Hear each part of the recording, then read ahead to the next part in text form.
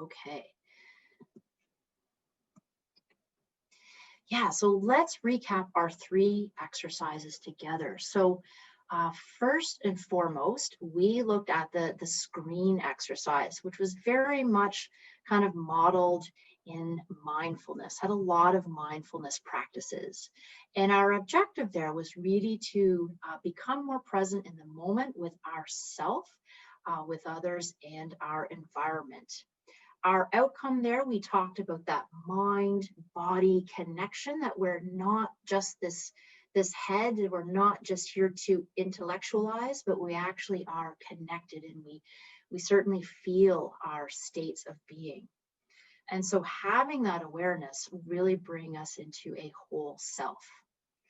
And then we talked about, remember that remaining in that discomfort allows us to build resilience. Then we shifted over to the empty chair exercise, one of my personal favorites. And that was to work through that interpersonal and internal conflict. So we were able to kind of try on what it feels like to be that other person, gain insights into the internal feelings and behaviors. So if you recall, this was a method of truth telling.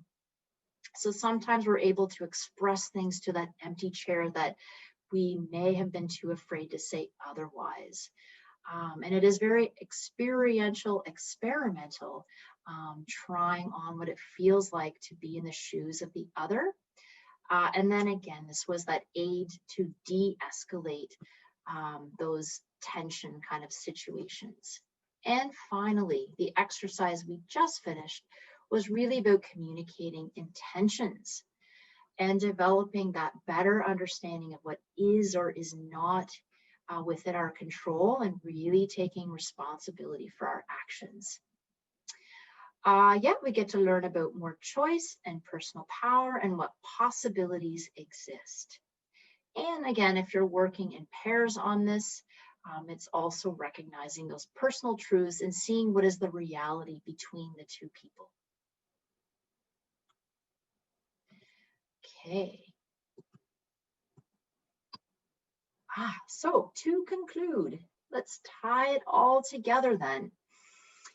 So if we align all of these exercises back to the core Gestalt practices, we talked about in the very beginning how in Gestalt there is that focus on what happens today in the here and now.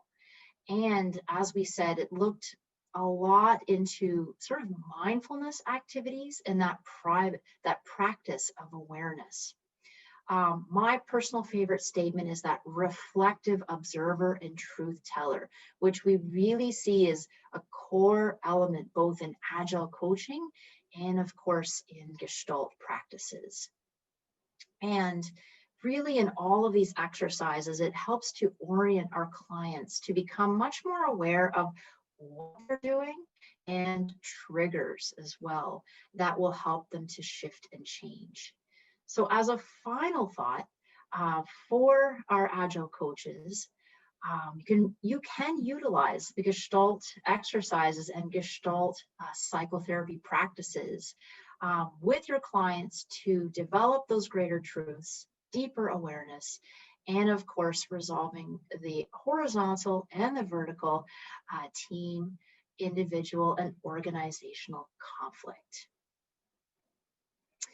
So just a few more slides. I just wanted to let you know, because I believe we have people from all over the world tonight on our call. So Gestalt is worldwide. It does have a very large presence, as you can see, in the United States. Okay, and I love to connect with people, so I'm always happy to connect with you on social media, and in particular on the Medium platform.